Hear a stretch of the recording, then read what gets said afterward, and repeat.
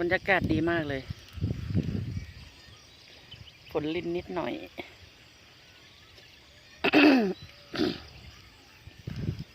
บรรยากาศดี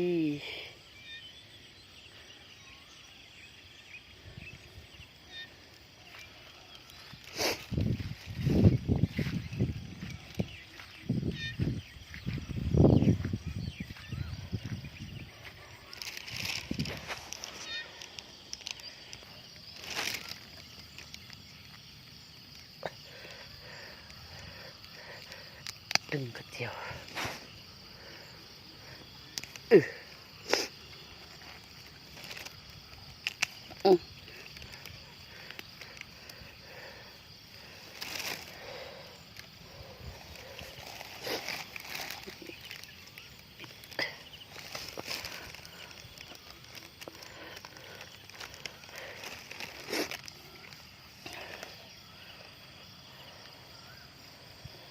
กำลังงาม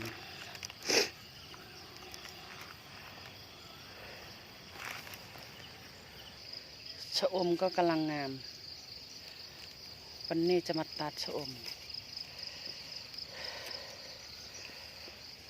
ตัด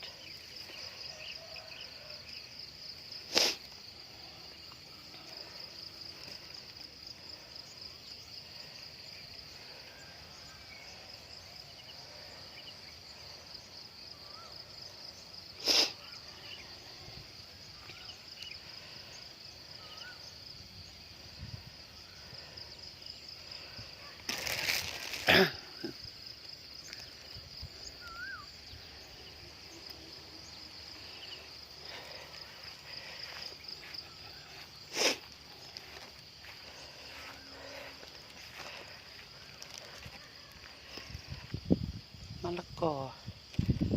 กำลังโต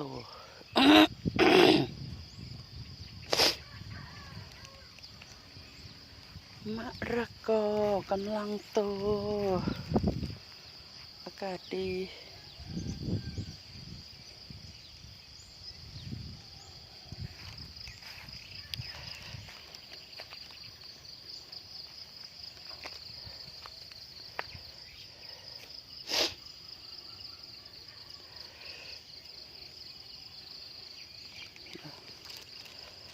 เดินไปดูกล้วยกัน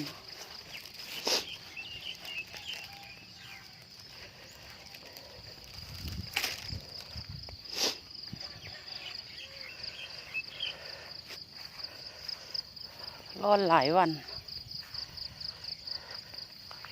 เมื่อคืนฝนตกชุ่มฉ่ำเลย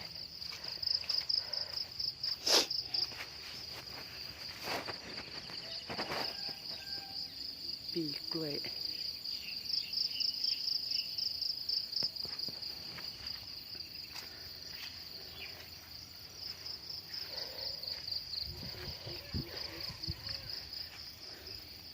แอบดู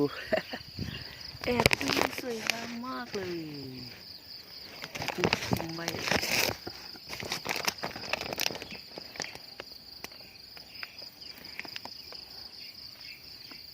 อันนี้10 หวี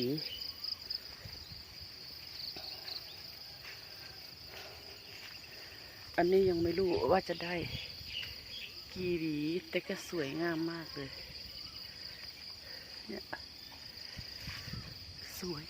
สวย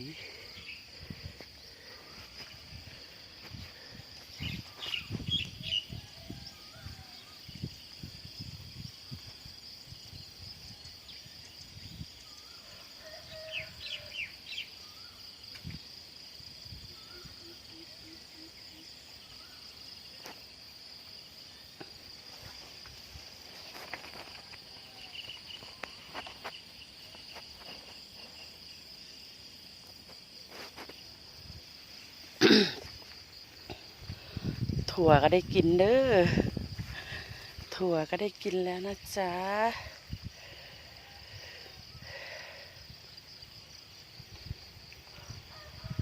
โอ้ยมีเพลี้ยมาลงนี่แล้วเนี่ย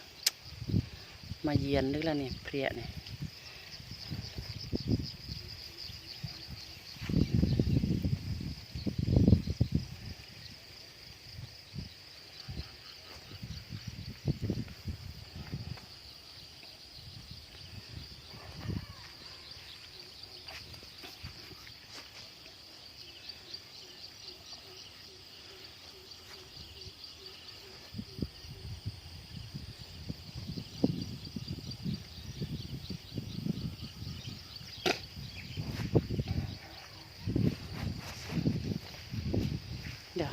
ตัดชมกันดีกว่า